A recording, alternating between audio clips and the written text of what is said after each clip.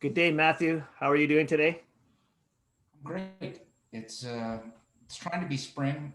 Uh, that makes me happy. And we're going to spend some time talking about something I think you're more of an expert in than I am. That's time boxing. I've And read I've read stuff. even though I've used it, and it's been kind of in the cultures of a couple of places I've worked in my history, I think you best describe it. Okay, so time boxing. Now, part of my motivation behind being interested in this is that number of people that I've coached have said, "Hey, Scott, I'm having trouble getting things done during the day," and it's just this whole notion of how do you be productive during the day.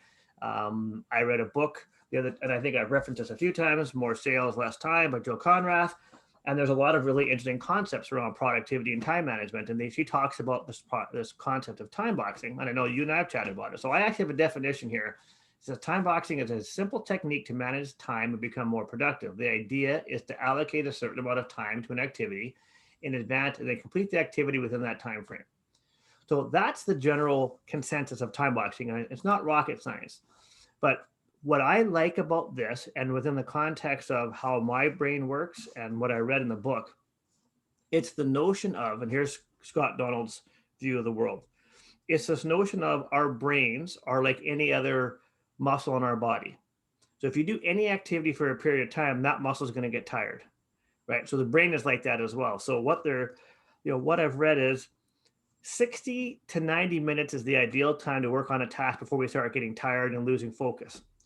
So the idea is to block your schedule into those kind of chunks, and then between those chunks, take a break, right? So some of the things that I made notes on are, so if you're working on a project of some sort for 60 to 90 minutes, when you're like, block it off. When you're done that time, stop doing that, and just saying you can get up from your desk, you can go visit with your coworkers. I actually read a LinkedIn post today. A guy talked about having fun, a guy named Dave Crenshaw, and he says that between tasks, he likes to play a video game for a few minutes to clear his mind. And someone even said, go for a walk, right? So work for that time, be laser focused, and when you're done, take a break. And that's my interpretation or my view on time boxing. And I think it's not, I think you said not rocket science, but I also think that this is maybe a bit of a lost art. This type of thing uh, existed more pre technology interruption.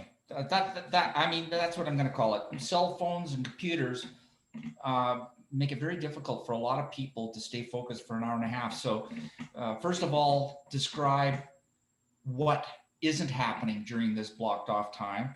And just to be clear.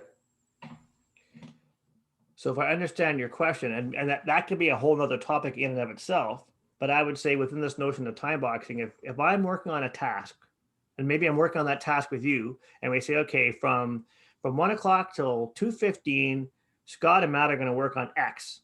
And now during that time, I should shut my phone off or put it in the drawer, and I should shut down my email so that you and our task get my undivided attention during that time so we can be productive. But when the time is up, we're done, and we both go do whatever we need to do for a few minutes to rest our brains before we jump into the next task.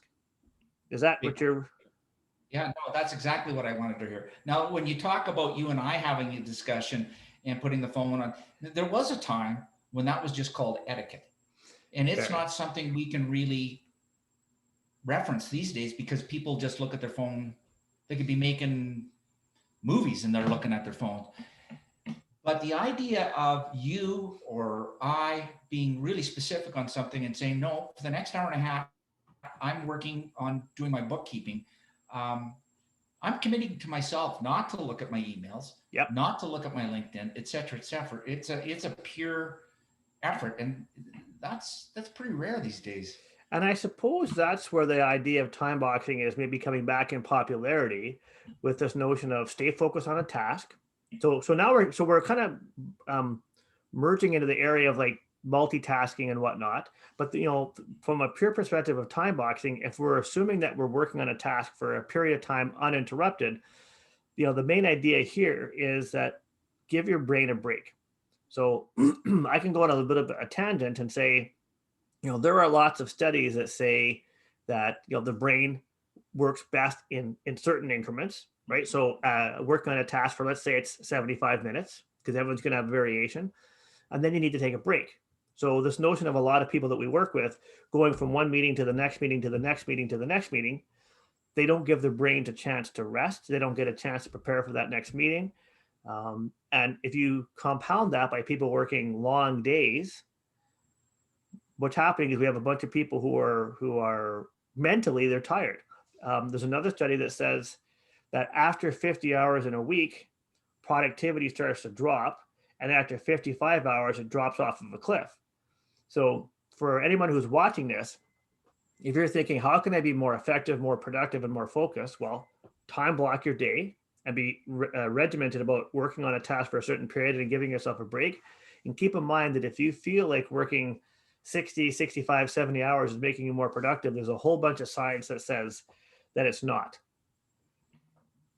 Thank you. I think I got a better grip on it. And let's face it, there's a lot of, we could have all kinds of conversations, but I think we can talk more about it in terms of, how it affects productivity. And because we're here to work smarter, not harder. I love that. I think you're onto something, buddy. Thanks for sharing. Well, as a lot of people know, I'm not just good looking. I know stuff. But all that aside, I think that what happens though is that we fool ourselves, right? We're juggling multiple tasks. We're being interrupted by our phone. People are poking their heads into the office. That affects our productivity, which stretches out an 8-hour day to a 9-hour day to a 10-hour day to a 6-hour work week.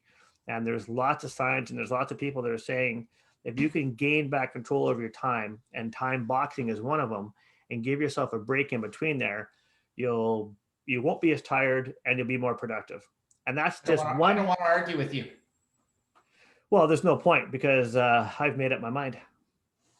Okay. Thank you. And I like you too much, Matt. I don't want to fight. I appreciate that about you. So as we wrap up this and hopefully a series of videos around the best ways to manage your time and productivity, did you have any final words that you want to leave with the audience around the tool of time boxing to start to get back your productivity in your day? Well, I like the idea of working on something focused for an hour and a half, and then being away from it. I think that's something that I can do. I'd like to see some more strategies about it in terms of what types of tasks are best for that. Great scheduling, et cetera, et cetera. So why don't we leave that? Why don't we leave that for our next video? So all these people that are hanging on going, well, what are they going to talk about? Well, you'll have to tune in next time to Leadership Chat with Scott and Matt and learn all the secrets of time management and productivity that come from this. I can just feel this great imminent wave of relief that we're going to stop this one. Relief that we're stopping this one, and mild interest about checking in on the next one. Yeah. So I think mission accomplished. Yes, thank you. and really thank you. Thanks, Scotty. All right, Maddie, be safe, bud. Right. Talk to you soon.